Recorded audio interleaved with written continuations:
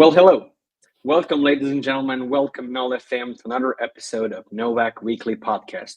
You already know me by now. I'm your host, Marko Milenković. As you can see, unfortunately, Mario is not with us today. He's in Athens, Greece, and was unavailable to join us. However, I do have a guest today, and that's none other than our dear friend.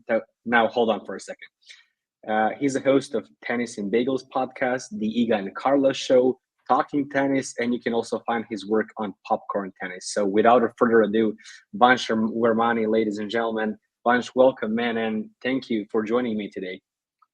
Hey, Marco, pleasure to be here, and that was a great introduction, and I'm looking forward to this chat a lot.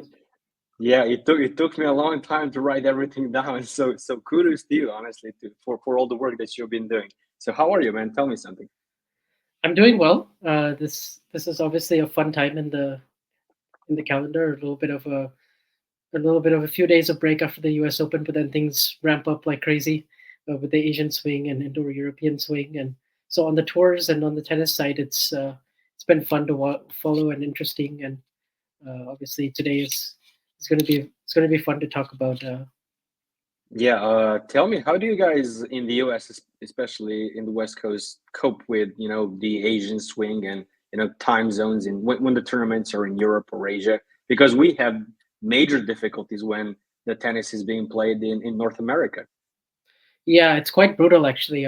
Because I'm from the Pacific Standard Time right now, and so when the matches actually start, it's like about 10 p.m. at night, and they kind of carry on throughout the whole night. So you just have to, um, sometimes I sleep early. I wake up early to watch the remainder of the matches. Sometimes I Yeah. end up sleeping all the way through. It's just your sleep cycle gets all messed up. But honestly, I'm happy for the people in Asia because for when the clay season is going on or when the tennis is back in the States, it must be really difficult for them. And Asia is a pretty big market, and same with China, and the fans seem really into it in Shanghai. So good for them, I think, to have Yeah, this yeah. time of the year. Yeah, I agree. Especially in China, since there hasn't been tennis over there in the last 4 years. It was a hiatus because of the whole COVID situation. Yeah, but when it comes to time zones, I remember, I don't know if you follow basketball, especially FIBA World Cups, but I was texting with some friends, from the States, and they were like, "How do you guys, manage to watch, games this early on?" So, and I was like, welcome to our world. Welcome to our Yeah. world when we watch NBA games, and I have to wake up at like 4 a.m. in the morning to watch, Nikola Jokic and the Denver Nuggets. But yeah, guys, I do want to apologize for maybe lower quality video and audio. As you can probably see, I'm not in my home. I was at a wedding, a couple of days ago at one of my best friends' weddings. So, but I think we'll manage that. Other than that, in today's episode, we'll talk about what remains of the 2023 tennis season, Novak future tennis calendars, his progression and improvements over the years, tennis in the United States, and of course, we'll answer some of your questions in our mailbag segment. But before we actually go into this, I'll ask you guys to like this video, share it, leave your comments and feedbacks down below. Also, do not forget to subscribe and turn that notification bell on. That's how YouTube algorithm basically works, and that's the simplest way of supporting us. So thank you, guys. And now let's do this. Buddy, as I told you a couple of times already, I had a wedding at one of my best friends got married on Friday. So I haven't been, that active in the tennis world in the last couple of days. So why don't we just start with the whole China swing or China Open? Janick Sinner, I know that Janick Sinner won the China Open after defeating Daniil Medvedev in the final. So can you give me your comment about that tournament? Were you surprised that he managed to do that? And what do you think about this Shanghai Master that's ongoing right now?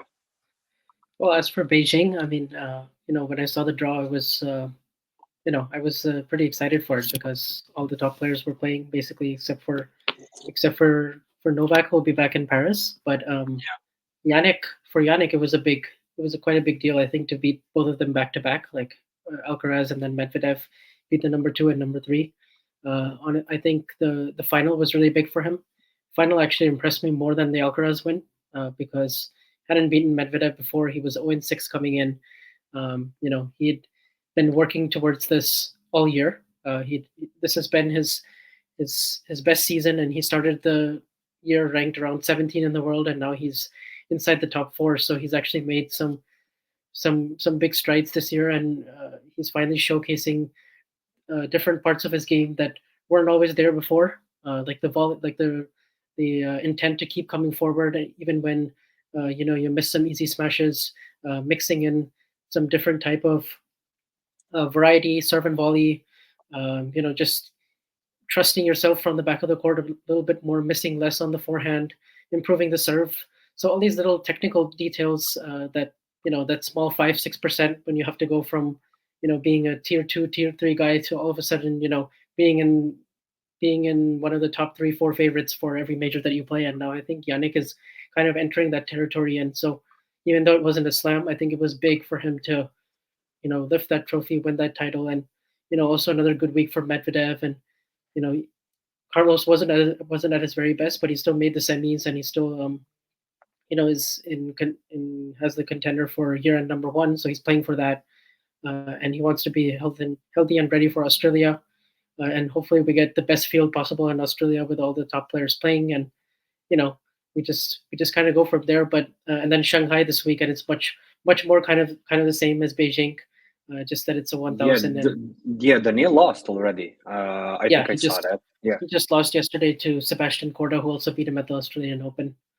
So let me ask you this a bit of a side question about Holger Rune. I mean, last year he managed to finish the year on an exceptional note, winning Bercy, and he started this season quite all right, but last couple of months haven't been that great for him. What do you think is the reason, and what do you think both the rest of this year and the start of next year will look like for him? Yeah, I think it's been tough for him since the end of the clay season. He's been struggling with his back. And he was just kind of playing through the pain, and he looked hurt for a lot of those tournaments that he played, especially post Wimbledon. I would say those early rounds in the North American Masters, he retired in one of them against McDonald, and he just didn't look right at all at the US Open. And so I knew something was kind of up, and he had this pretty serious disc in his lower back that he needed to get taken care of, and he had to do some injections a week before. So I was a little surprised that he even played in Beijing, and I think he's just desperately trying to qualify for the year-end finals. But I would be surprised if we saw the best of him this year. I think he can be satisfied with his first 6-7 months of the year. Even though he didn't end up winning a Masters 1000, he still ended up making 2 quarters at a slam. He still ended up having a pretty solid clay season. He's still probably going to finish around the top 10 somewhere. So hopefully we see but you don't see him in Turin. Huh? Oh yeah. Yeah. I mean, I hope he's there, but at the same time, if he's not, I don't think it's the end of the world, because even if he tries his butt off to qualify, I don't think he's gonna, if he's not 100% fit, it's not going to go well for him, just because against all those top players, it's going to be really difficult to win when you're serving with the pain in your back and you're just trying to manage all of that. It's going to be tough. Yeah, there's been a lot of talk, and which is natural, about this next gen led by Carlos and Janick Sinner. Do you think that Holger belongs in their category, or would you put him in a tier below? No, I think purely based on talent. I think he belongs there. I think what he's done. I mean, if Alcaraz didn't exist, at the start of the year, we were talking about him as being the guy. If Carlos was out of the picture, because of the way he finished the season and the rise that he had at the end of last year, particularly in the indoor swing. So he was able to carry that momentum to some degree in the first 5-6 months. So I think he kind of inserted himself there. I mean, he got to number 4 in the world. So I definitely can't count him out. I think he is definitely part of that tier, and the fact that he has such a good record against fellow top 10 players, and in some really big matches too. The physical fitness is the biggest question mark for me right now, but mentally he seems to have some of those Novak Djokovic qualities in him, where he's able to win matches ugly from match points down, from having from not having losing sets in majors. I remember this one match he played against Sorundolo in Roland Garros, and he lost a couple of really easy sets, and he was losing a lot of the points. But when it really mattered in the big moments in the clutch, he really stepped up his game, and that's it's very cool that he already has that at a young age. So I think Yeah. he definitely belongs in the same conversation.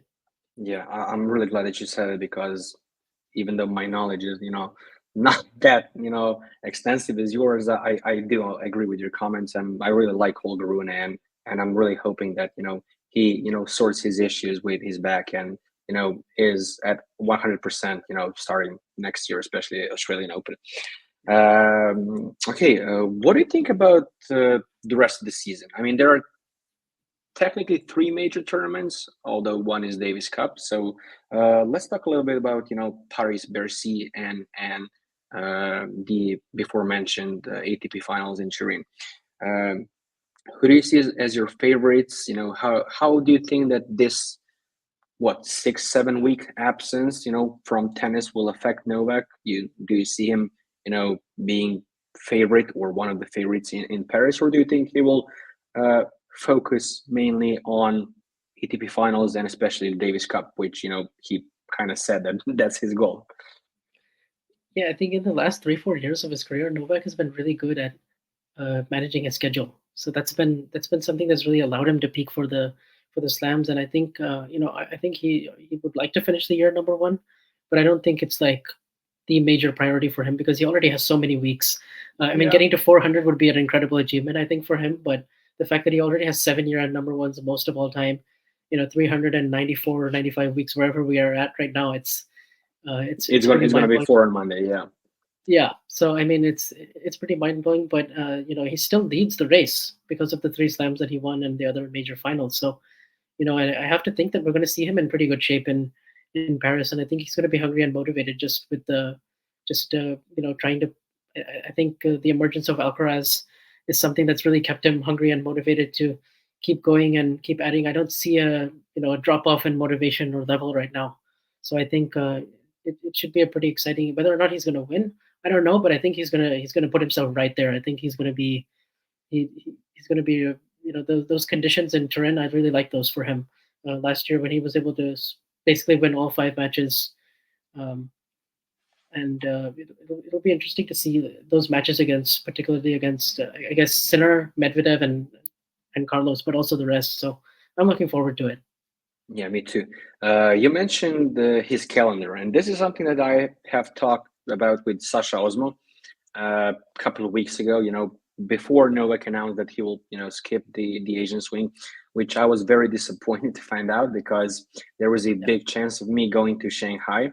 One of my best friends actually moved there, so I wouldn't have issues with accommodation. And I know a guy from China who works at Tencent, which is their biggest media or TV broadcaster. So there was a huge chance of me getting accredited, but yeah, Noah kind of screwed me over. I mentioned that last week. I think I'm still gonna be mentioning that in the next couple of weeks. But yeah, all jokes aside, Sasha told me that Novak is basically entering his Serena Williams,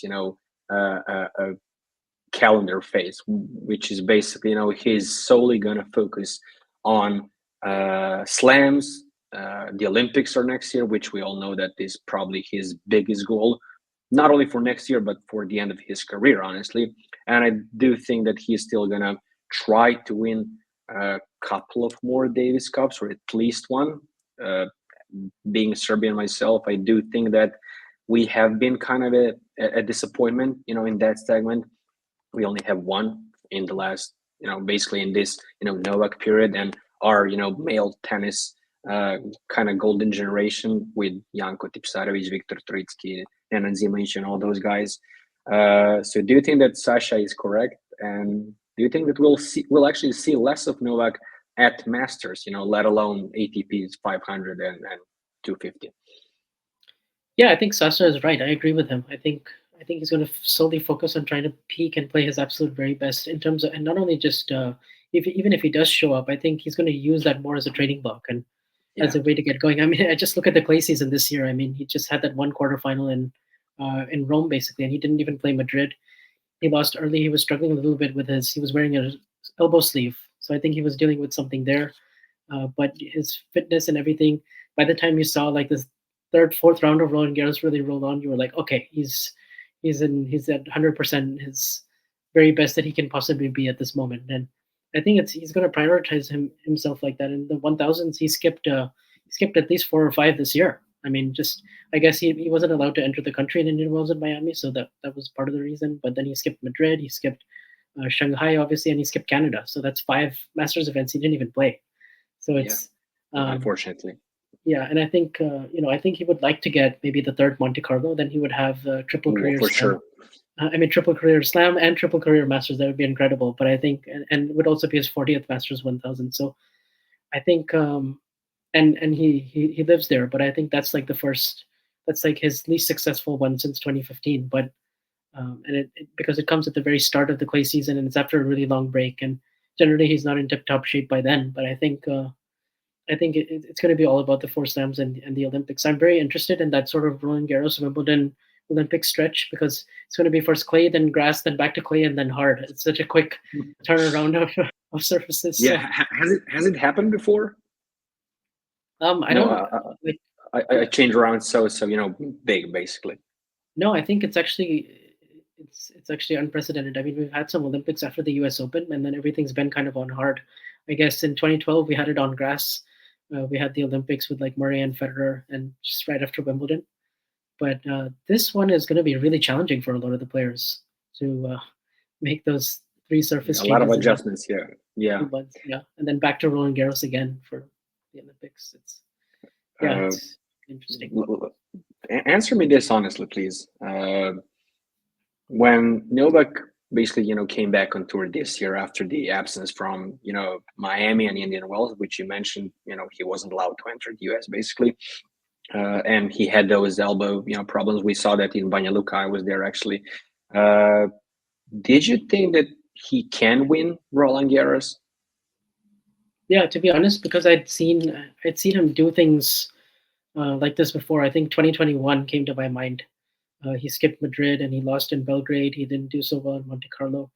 He ended up getting to the final in Rome, but I felt like, okay, if he got to at least the quarters in Rome and he got 2 or 3 matches, then I feel like, okay, he can win this. I mean, he wasn't the favorite going into the match against Alcaraz, but I thought that I thought that several people were counting him out incorrectly, because I felt like I hadn't seen any signs. The only thing that was going to stop him was that elbow injury, but I saw him get better in that Rome tournament when he played Rune and he was able to take a set and 2 good wins. So he got a lot of court time there, and I think.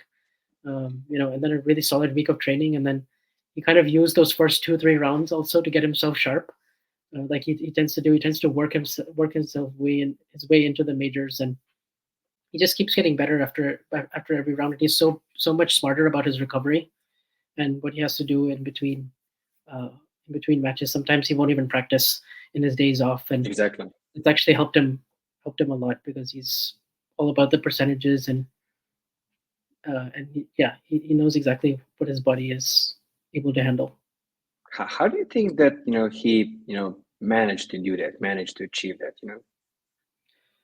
I think experience probably helped a little bit, and then just self-belief, and then just honestly just taking care of he's one of the most professional guys when it comes to like leaving no stone unturned in his preparation. And I think that's one of the things that obviously he has incredible talent, and his flexibility, court coverage is unlike anything we've ever seen in tennis, honestly.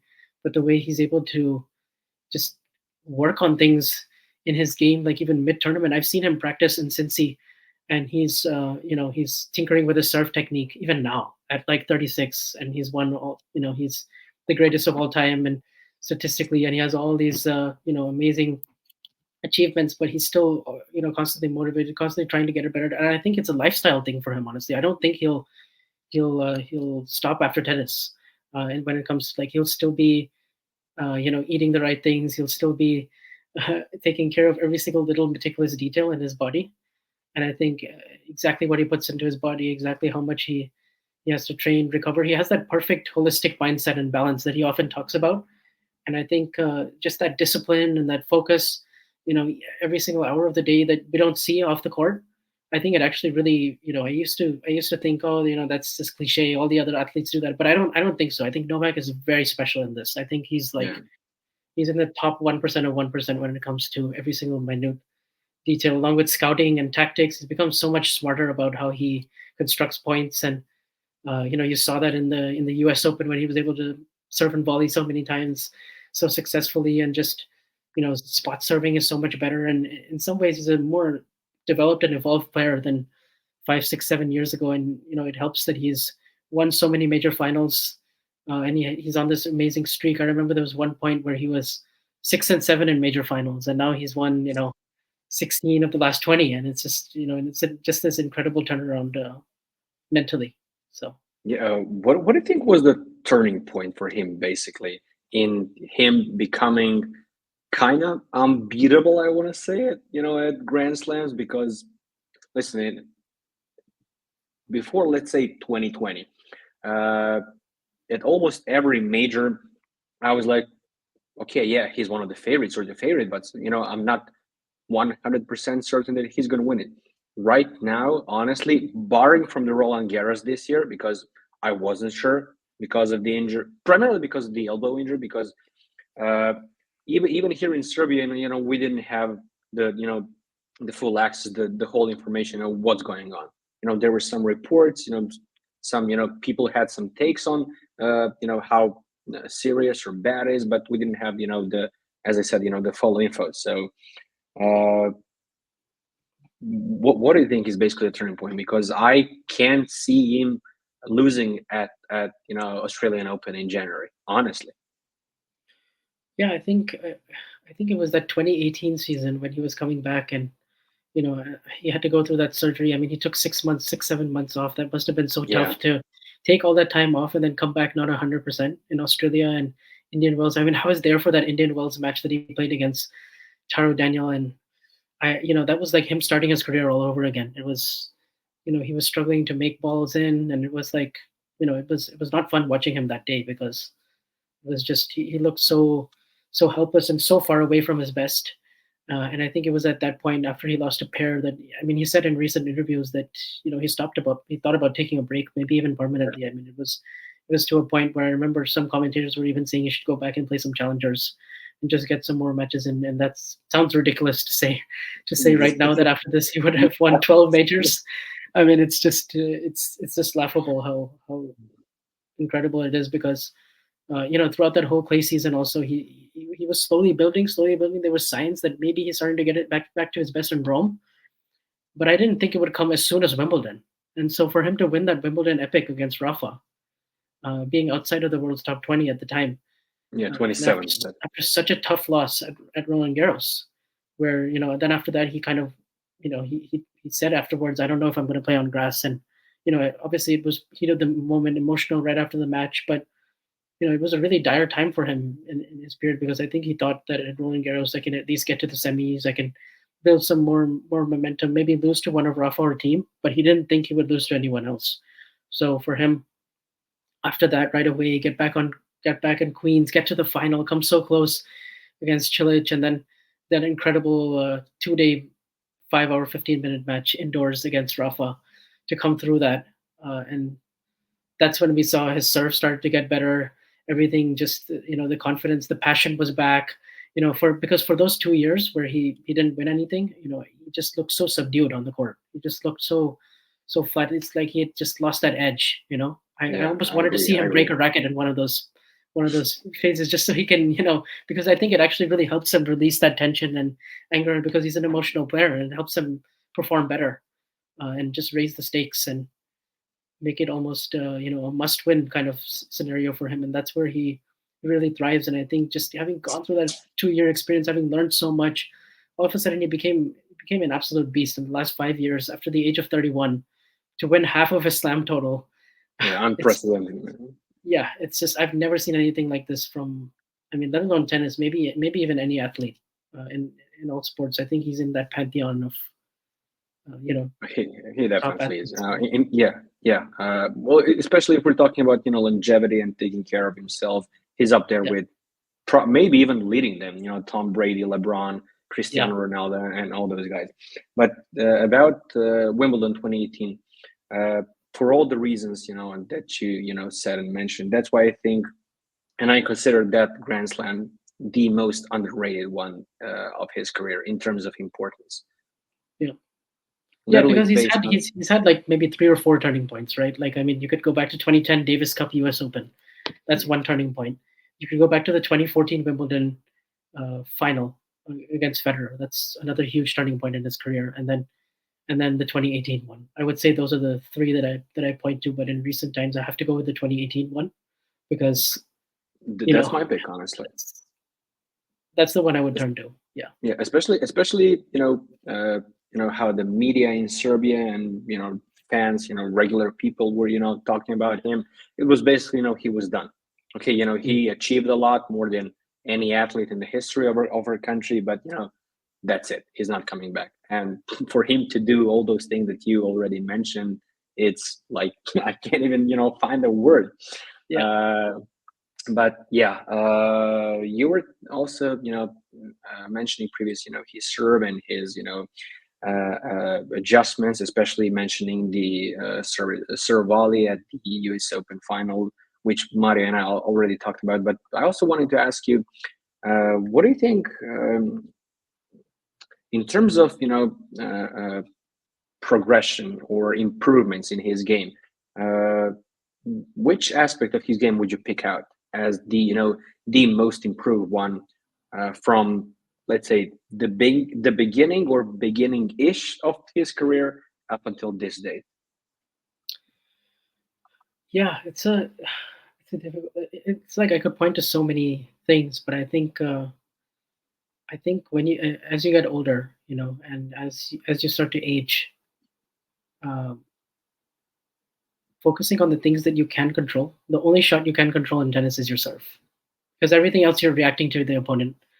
You're having to adjust your footwork, your positioning, everything, and you're somewhat at the mercy of your opponent and a lot of these other strokes in tennis. But the serve is the one thing you can control, and the amount of improvements that he's made on that shot, to where, like, if he's down break point now, and if he's down uh, any scoreline in a match, I have confidence that he can just make it competitive on a serve alone. And there's no way I could Exactly have my said that. opinion. There's no way I would have said that, even 8 years ago, let alone 3 or 4. So like I mean, at the earlier part of his career, I mean, this is a guy who had more double faults than aces in the 2010 season.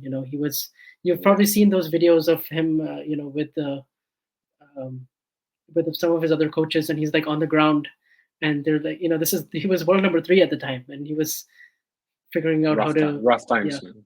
how to get his service motion in order. And not only is it a beautiful service motion, he hits all of his spots now. He can fire aces on a will in in Australia, and sometimes 2, 3, 4 games in a row, and that just puts so much pressure back on the opponent to hold. And he's obviously the greatest returner we've ever seen. In terms of, I mean, making back difficult returns on the stretch and placing them on a dime.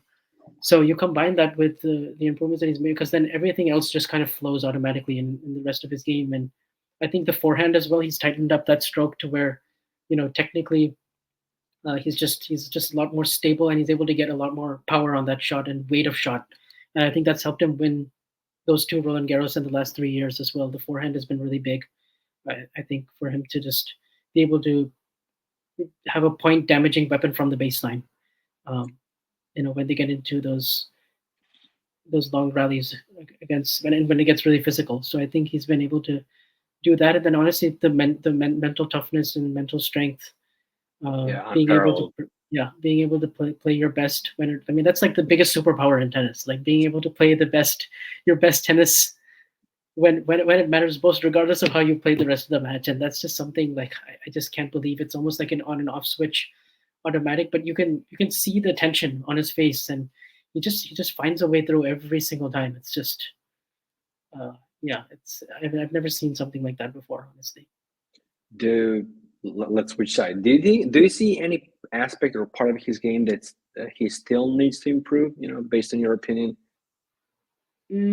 I think I mean there's very little things that get exposed when he's playing let's say an ordinary match in the early rounds, but when he comes up against Alcaraz, particularly in the last three four times that they played, that's where you can maybe pick out like minor things. Like I would have to be like nitpicking, but I would say, like, for example, like when Alcaraz is hitting a kick serve to his backhand, and he's able to break Djokovic's contact point.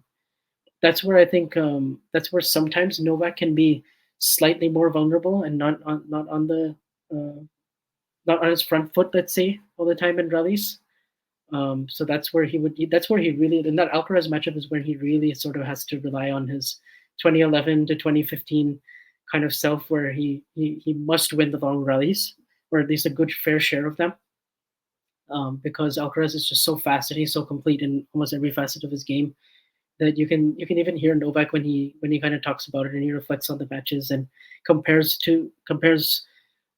what it's like facing Alcaraz to when it was like playing Federer and Nadal. I mean, I was there in that Cincinnati match. It basically felt like a major final, even though it was best of three, almost 4 hours. Both guys pushing themselves to these deep, dark places, psychologically and physically.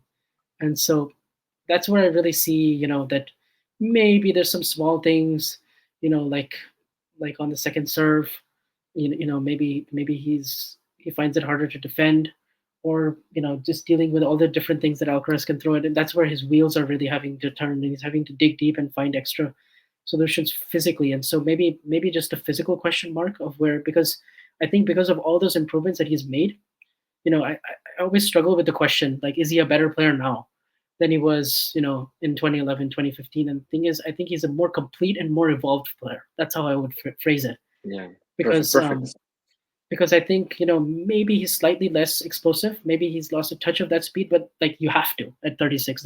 It's otherwise you're not human. So I think like for him, those extra improvements that he's made technically have compensated really well for those physical. And when I say like he's dropped off maybe like 5%, but you still don't see it in comparison to even Roger and Rafa when they were at this age, at 36, 37. You definitely, the physical decline was more notable, but that's what Djokovic's legacy is all about. How he's been able to, his longevity and his taking care of his body. And it's such a unique turnaround from 2010 and before, where he was struggling a lot, and he had to change his diet, and he was having to retire in matches. The heat was getting to him. He still struggles a lot with the heat, but I think he deals with it much better now. And much. I mean, we saw that in Cincy, honestly. Yeah. If that happened 10 years ago, it would be over. Alcaraz would have won, or whoever he played 10 years ago. I want to ask you this: how much of a factor do you think Goran had in his improvements, both technically or physically and mentally? I think pretty big. I think he's helped him with the serve. Obviously, I mean, I think probably I would credit Becker for his improvements in his volleys and his net game and his just overall touch and feel. I think that got so much better with Becker around, but particularly the serve.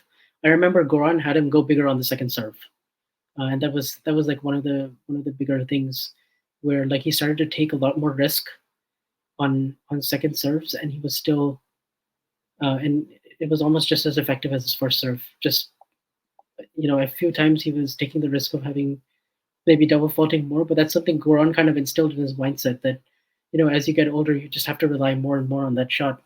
So that's maybe one area I would point to. And also I think mentally they get each other. Like, you can see them you can see when he's communicating with his box in between matches, and he's kind of giving his box the shtick. Goran is like, just doesn't take it. He kind of understands, and he can kind of talk to him kind of face to face. Like, he can just tell him the truth very bluntly. And I think like that's really good for Novak to have someone in his corner who's so unapologetically himself and just so honest and blunt, because that's the kind of character Goran is. He'll just say it exactly how he thinks, and he won't sugarcoat it. So I think that's been really good, good for Novak to just hear it straight. Uh, I mean, not that he wasn't hearing it straight before, but Goran is a whole different level where it's just, you know, you like when I listen to him in interviews, I'm not sure what's going to come out of his mouth next. So he's that kind of character, and I think I mean, it vibes I mean, really we kind of saw that at his press conference after yeah. the Australian Open this year. So yeah, exactly what you're talking about. How much longer do you think he will play at the highest level? Yeah, it's tough to answer these longevity based questions, but I think the next couple of years he's going to be pretty productive. Definitely through the end of next year and maybe the year after that too. After that, I'm not so sure. After 2025, I don't know. He'll be like 38. Uh, yeah, I mean, I would say the next couple of years are pretty big, and I expect that he'll probably add to his slam count. Honestly, I don't think he's stopping here. Do you think he can get to 30? I think 28 is realistic. I don't know about 30, um, because It's I just a round still number. yeah I like his chances at in Australia still. I think he's the heavy favorite no matter what, even if Alcaraz is in the draw. I see him as the main contender in Australia, and uh, and honestly, even I can see him picking up one of Wimbledon, US.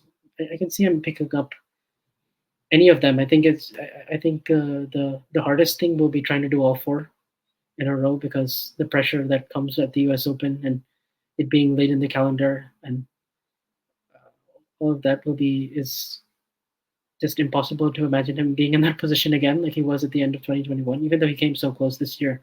Yeah, I Um, know. Still hurts a but I lot. would say, yeah, I would say the Olympics and trying to win at least two slams the next couple of years. Awesome. Okay, I think we talked a lot about Novak. Let's switch topics a little bit. One of the major topics I wanted to talk to you and hopefully in the upcoming weeks with some other tennis folks from the United States. What's the situation in men's tennis in America, basically, because that's the country that has been dominating male tennis for the last 50 years, of the 20th century, but then experienced a major turnaround at the beginning of the 21st, which saw Europeans basically dominate the circuit. The last time a US born player won a major or was ranked world number one was Andy Roddick, if I'm correct, in 2003. So we're talking about 20 years. I know that there has been a little bit of a resurgence with the guys like Ben Shelton, Francis Tiafoe, Taylor Fritz, but still not guys like the big three or Carlos Alcaraz or even Andy Murray, Stan Wawrinka. Why do you think that's the case, given the fact that US is still the richest country? It has a massive population, loves sports, invests in sports.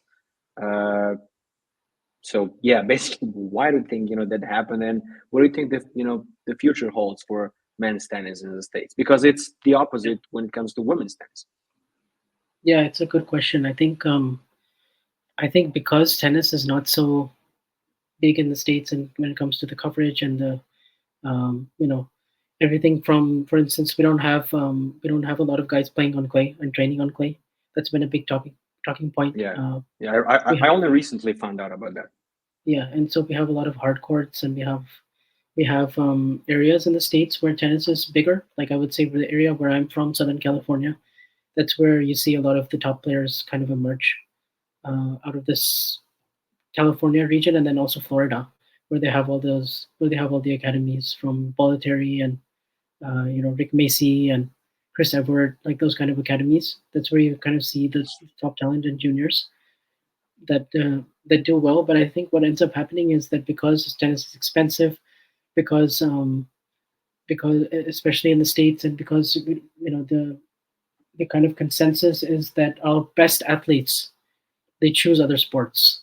So the best possible athletes that we have, they go to basketball, they go to baseball, they go But to was but football wasn't that because wasn't that the case, like in the 80s and 90s, of biggest athletes going playing, as you said, football, baseball, NBA, basketball. I think back then, I mean, because we had Agassi and Sampras, and because we had like in the early '70s, there was this big boom in the U.S. where it Yeah, was Jimmy just Connors, John McEnroe. yeah, and so there was this interest just publicly, and there was more being invested into it in terms of time, money, and just promotion, TV as well. Um, so I think all of that is all that plays a factor because of the like the interest the general interest in terms of tennis and wanting to be at the top and that having that hunger. Eventually, after Roddick, we went through a period of like you know still Roddick was there, still Fish was there, but you didn't really see, like you said, like any one of that Sampras Agassi type mold.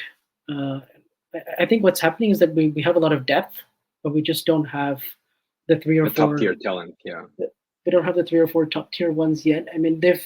It's been fun to watch the strides that for instance, Fritz has made the last couple of years.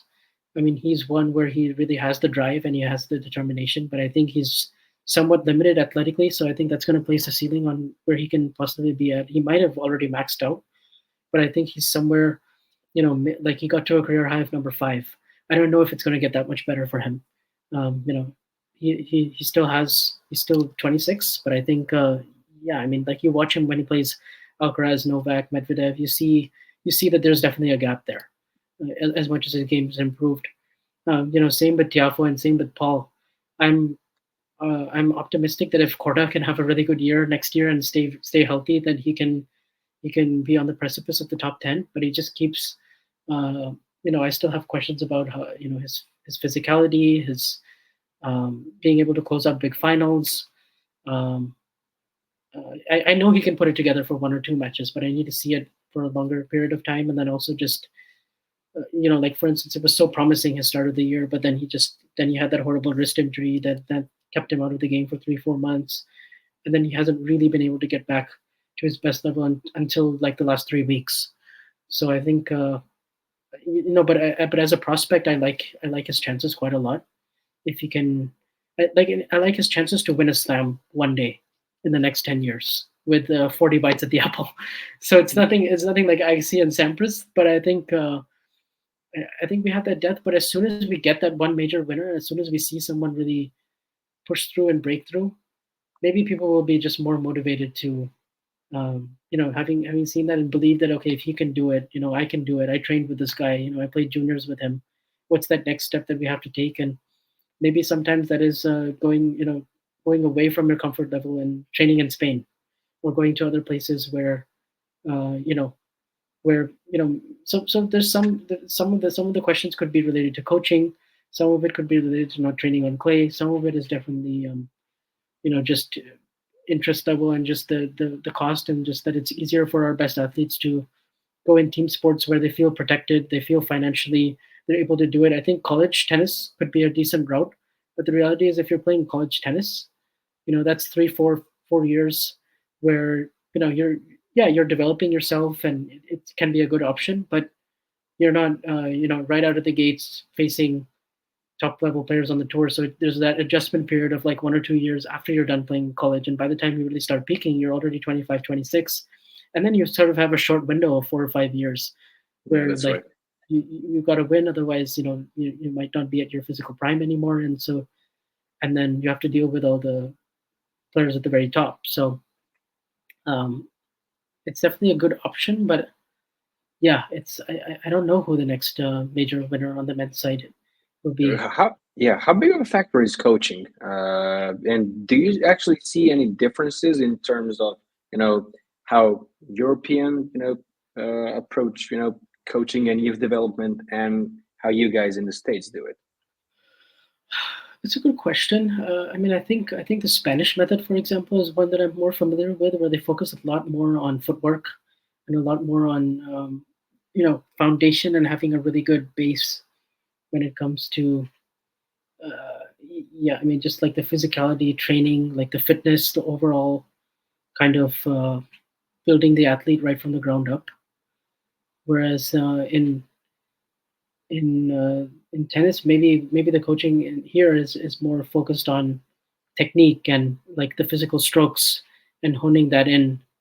and playing tournaments right away. Whereas it's tough for me to really speak on kind of the nation as a whole, because you do have a lot of European coaches as well in the States trying to implement kind of the same type of philosophies. But ultimately, I see that a lot of great players, they burn themselves out already in juniors, because they're just constantly playing a lot of tournaments, and they feel like that's the only way to be at the very best. So by the time they could be at their very best in 12s, 14s, and 16s, but then they end up peaking right there because they either get burned out, because maybe parental pressures are there, maybe because there's so many opportunities to play these tournaments at the USTA level, that it becomes all about winning and winning, rather than what is the goal 5-10 years from now. Like, what is the it becomes so much about having the results right then and now, as opposed to maybe thinking about, okay, when I'm 24, 25, where do I want to be? But do you So, think that's tennis specific, or does it translate to other sports? Because as someone who follows basketball a lot, both EuroLeague and NBA, we've seen a major influx of Europeans and international players in the NBA, and basically the best players being international guys. Jokic, Doncic, Embiid, Giannis, and a lot of talk, in the NBA circle has been like, have been, were we doing, or are we doing the things correctly? Because they see, European players and European youth development uh, primarily focused on, as you said, fundamentals, while the AAU basketball, high school basketball, or whatever in the States is totally different thing. So do you think that I'm not sure about the other sports. I know that football or soccer has major problems as well when it comes to youth development in the States. Again, cost is one of the major issues. So what do you think? What do you think about that? yeah, I mean, basketball, you're right, we've definitely seen a lot more international players, doing well.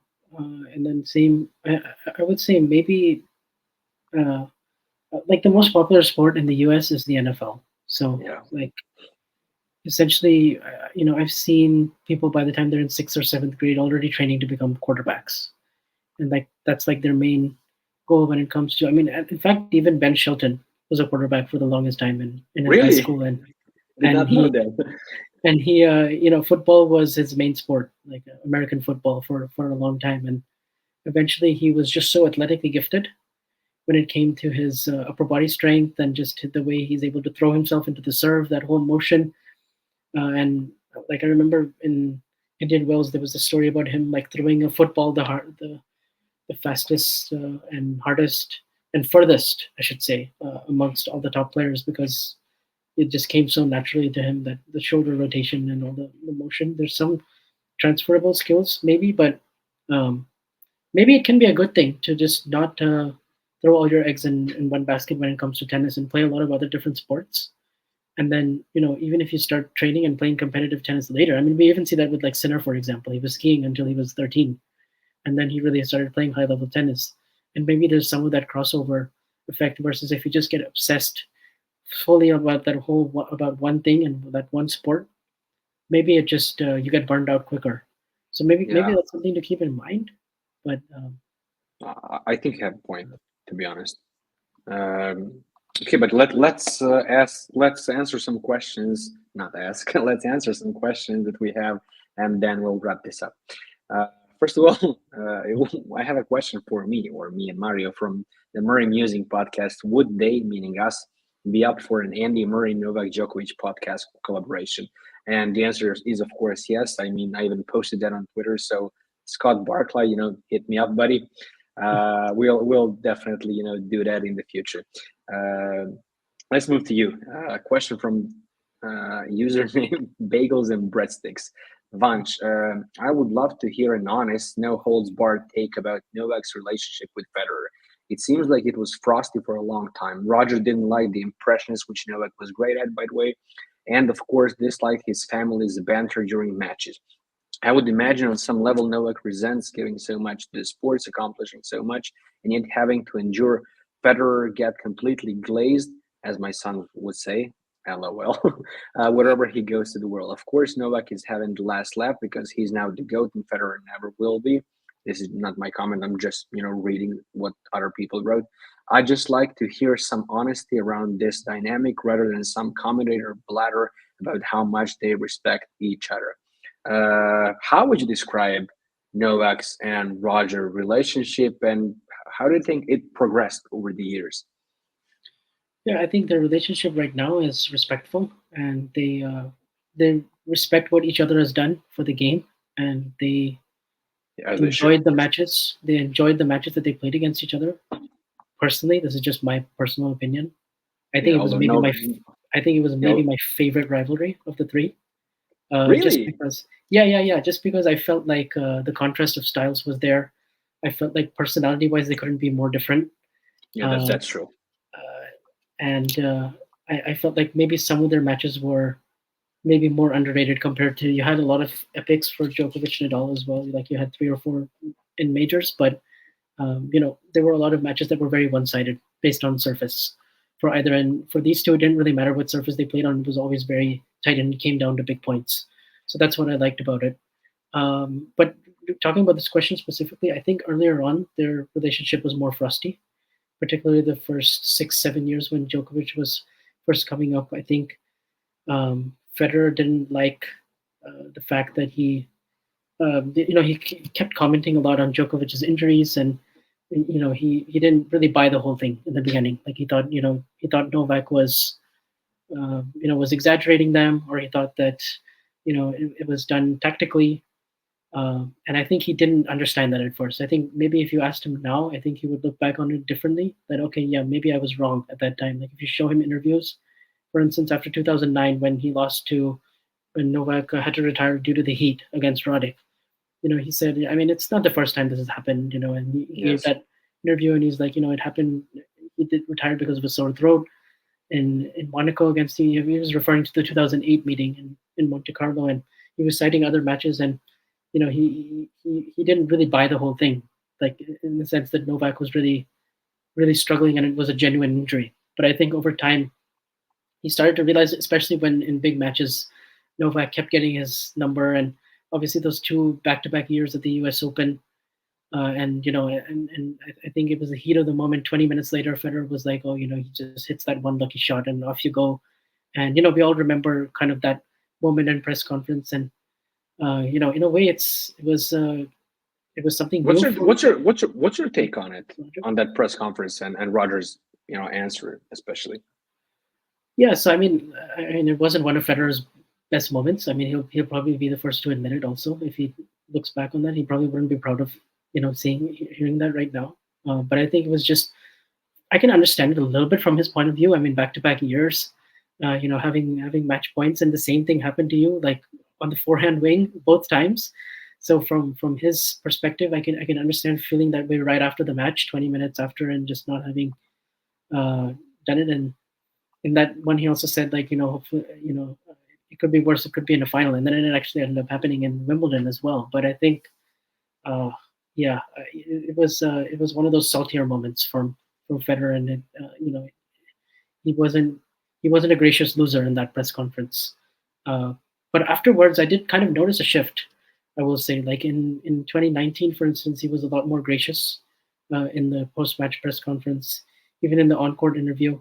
Same in 2014, because then the aura of Djokovic really started to build, and then he started to realize, no, this guy is special, and I don't think he always praised Novak the same way that he praised Rafa. I think Rafa was And just, that's a for fact. him in his career, he was the guy that he was always coming up against, and on the losing end, and earlier on in his career, so many times on clay, and it spilled over to other big matches. So there was that effect that those two had on each other. Funnily enough, both Federer and Novak say that Rafa is their biggest rival, for instance, and these are just because of the narrative of Novak and Rafa being the same age, playing so many times, and then for Federer, obviously they had that big brother little brother kind of dynamic where Nadal was always looking up to Federer, chasing him, and then kind of yeah. But at the same time, he had his number in big matches. But then as their careers kind of went along, maybe the fact that after they both had kids, uh, that's something that they could at least talk to and talk about and kind of relate to. I remember Novak once saying in a press conference in 2017 that they joked with each other that we should play a practice set. So they had these like little friendly type moments. I remember the IPTL in one of the on-court interviews, they had some moments where you felt like, okay, like, there's some mutual respect between the two. They're not best friends, but certainly like it's if for instance he wants to do something for his foundation, if one of them wants to do something for the foundation, they want to play an exhibition match, I'm sure they would happily say yes. Yeah, I agree with that. So it's to the point where it's respectful, and they're not best friends, but it's respectful, I would say. And then it was nice to see Novak at the Labour Cup last year and being that was one of the best tennis moments I ever experienced. Yeah, and for Djokovic to play a major role in that as one of Federer's biggest rivals, and maybe even the biggest one, so. Yeah, and Roger said that he would be very happy to see Novak play in Labour Cup next year. Yeah. So yeah. What do you think? Do you kind of agree that it's shifted over the years and now they're more respectful and did more? I do. I have to say that I still don't have a lot of love for Roger Federer because of the whole history, honestly, and me being a Serb, basically, a Novak's compatriot, a lot of stuff, I would say hurt me as well and hurt us over here. So yeah, it's been a bumpy ride with those two, honestly. But I ultimately agree, what you said about at this point in their career, I still think that there is a big, mutual respect. Okay, moving on. From TJ and Bar's dad, Novak recently stated that he might not play every major even when healthy. To be honest, I'm not sure about this. I haven't heard this, but okay. Has he picked which one he might miss? I would be interested in which slam NoleFam think is the least important in his decision making. Okay. I want to hear you go first, and then I'll give my answers. What do you think of this? First of all, I don't think it's true. I never saw anything like this. It's basically the opposite. He's only going to focus on slams. But yeah, I don't remember him saying that he's going to skip a slam or he's going to have to pick one. I think he will play all of them because exactly that's his main goal right now. So I don't think he'll skip one. It would have to be like for a really, really good reason, like maybe he picks up an injury or just prioritizes something else. But I don't see that. Like I just don't see a situation. Especially next year. Yeah, I think he's going to play all of them. So, which one would you, let's say is the least important to him? Your opinion. I'm gonna give mine as part of a NoleFam. I don't know. I think they're all really important. I mean, Australia definitely is a huge place for his career. So it's not going to be Australia. That's for sure. I don't think it'll be Wimbledon either. I think he values that tournament quite a lot. Maybe New York. For me, it's a simple answer. Again, in my opinion, Roland Garros. First of all, if we go by basic process of elimination, we know that Wimbledon is his favorite tournament, and he has that was his goal when he was starting up as a kid, and he has a big chance to surpass Roger Federer in the upcoming years, and maybe and tie possibly Martina Navratilova for winning. I think she won 9, or I think I'm right for most all the time. You said Australia. That's basically his tournament. He won it 10 times. Hopefully, many more in the future. He, was always.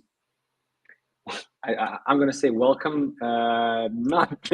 Let's leave last year aside, but his fans were, let's say, the loudest, and he has the biggest support over there because of the large Serbian diaspora and community that we have. US Open, I still think he values a lot because first of all, it's on hard. He has that negative record where it's now 4-6, so LeBron type numbers. With I still think that he kind of resents. He wants to have that at least 6-6. So it leaves me with Roland Garros, which he has won 3 times. The lowest amount, and Roland Garros is always going to be associated with Rafa. So Yeah. Again, this is my opinion. I'm gonna ask NoleFam later on Twitter. I'm gonna do a poll to see what do they think. But I honestly think that they would agree with me. But let's wait Yeah. and see. And I Yeah, think your logic is actually pretty sound. The only thing is next year though with the Olympics. That's why I hesitated a little bit because they're both at play. So that's what yeah, I know. that's the first thing that I was just looking maybe 1 year ahead. I was like, yeah, I don't think he would want to skip RG next year. But maybe yeah, maybe later on this logic could apply. Okay, let's move on. From Vikash Kumar, which Nole record will be the last to fall? What do you think? I mean, like 400 weeks at number one is like Do you think that will ever be broken? it doesn't. It seems like the hardest one that will get that will be broken. I mean, mean, I guess never say never, but like yeah, maybe that record will stand for as long as we're alive. I don't know. Like it's tough to like say how long these records will really last because a bunch of people thought that Sampras would stay on 14 and then it lasted for 6 years. So it's tough to say, but like maybe that'll be the longest because that takes what like 8-9 years of like yeah, 8 years. yeah, and chances are you're not going to do that for 8-9 years in a row. So I mean, yeah, this is one of those records that will take like at least 2 decades, 3 decades, maybe even more to surpass like most weeks at number one because it's only growing and growing. Like if he finishes the year number one, then it'll be about 400 easily. Yeah, what's your take on his Grand Slam record? Let's say he retires with 28-30. Yeah. I know that some people, maybe even a lot of people, are already saying that Alcaraz is going to surpass that. How big of a factor in not only his success and his records and achievements, but also Rafa and Rogers, do you think, played that basically they were all playing at the same time? Because I saw that in football with Messi and Ronaldo. And Yeah, I think it'll pass like 20, 30, maybe even more years until someone, reaches those numbers and those achievements. What do you think of that? yeah. I think you're probably right. I mean, it's like yeah, like you have to win like I don't know 2 or 3 multiple seasons in a row to even come close to that number, and it is significant that it happened in the same era as Roger and Rafa, because like you said, they were all playing at the same time. And I think back to I think after 2010, Novak had 1, Roger had 16, Rafa had 6. If you just look at those numbers now, I mean it's like he surpassed them and then some. So I think that's very significant. The overall head-to-heads against them is very significant. The major tally is significant. The year-end number ones are really big. Weeks at number one, like those are the two most important things in tennis. I mean, being the best for the longest and winning the biggest tournaments, and he has both. So like you can't argue with any of it. Yeah, that's true. Another question from Vikash. A shot Djokovic needs to short out, and then he added, he thinks it should be a dropper because he basically played it almost exclusively from the baseline. What's your take on that? I think I think the drop shot on the backhand wing is something that he when he's feeling it tactically and when the rest of his game is flowing, it can be one of his best shots, particularly on clay. He's used that to great effect in 2021 in the Rafa semifinal, as well in some other big matches in the 2023 tournament, and just throughout generally on clay. It's another good way to finish points and use creativity and different parts of the court where opponents are maybe not as comfortable. So I wouldn't want him to just abandon that shot because when he executes it well, it wins him quite a lot of points. Probably wins him more than he loses it, and it's something he's worked on and improved. Um, maybe I would, and he doesn't have a forehand drop shot, for instance. Maybe that's one thing he'll add. That's like one minor thing that I just picked out right now. But maybe that's like one area where like maybe he could add that. Like Alcaraz has that off of both wings. Um, but to be honest, it's not really that significant. I mean, he has every other shot. I would say, um, Or some. The question was like a shot that he needs to. Short. I don't know. Like maybe. I don't think there really is one. I don't think there's one. Yeah, that would be my take, honestly. Yeah. Next question from the new gen. The toughest first and second serve Novak has faced. What do you pick? What would you pick? Or who would you pick? Toughest first and second serve. Who has he had trouble reading? It's a tough question, honestly. It is, yeah. I mean, I would say like Roger on a fast hard court. Roger on a fast court on grass or a really slick fast court for the first serve. That's been tough for him to read just because Federer has that one same ball toss and he can hit multiple serves with that same toss. So even the best returner of all time is sometimes just having to guess and pick a side. And if Roger has a really, really awesome serving day, then, Novak can still maybe find a way to win, but it would just be more on Federer's racket. So that would be the one I'd go to, especially for the first serve, just because it's so hard to read, even if he doesn't get the miles per hour. Djokovic has now gotten his serve to a level where, in terms of spot serving, he can compete with it. It's in that same realm as Federer, which is like a really big thing because for Federer, that was a huge shot in the rest of his game. And Novak is so complete in everything else too. But so I would say Roger for the first serve. For the second serve, it's tough. I mean, like, I would have even gone with Kyrgios, but he's not. He just doesn't play enough. So because I really rate his serve. I think he has one of the best serves I've ever seen. Because he's for a guy who's 6'4", like he's just. Who would you rank as your, let's say, top 3, top 5 servers of all time, or at least in your lifetime? Of all time, I guess like I've watched some clips of like Sampras, and Sampras had like one of the best second serves ever. Like it was in terms of second serve, he has to be like right up there. But in terms of first serve, I mean, Roger, Goran, Isner. Isner obviously has to be there. Isner. I would say like Isner, Pete, Roger, Andy, Roddick. I mean, Raonic is certainly up there, but sometimes I don't think he always hits his spots perfectly.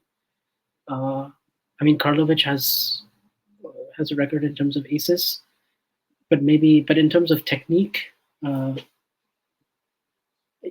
think Isner deserves to be in the top 3 for sure. I would go Isner.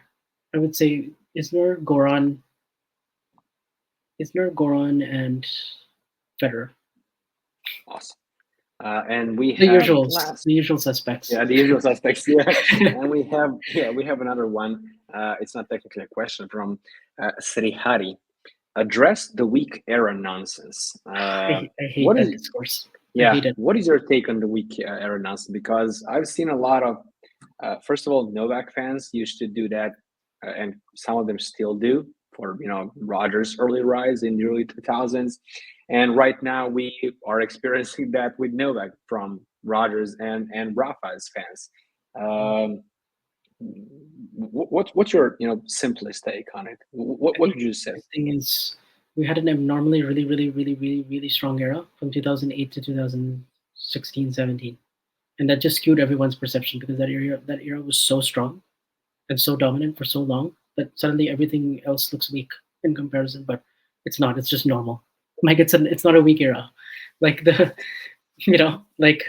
regular era. it's just normal era. Like it's not, it's not that's my take. It's like it's just back to it's just back to the norm. Like what happened from 2008 to 2016, 17 was not normal.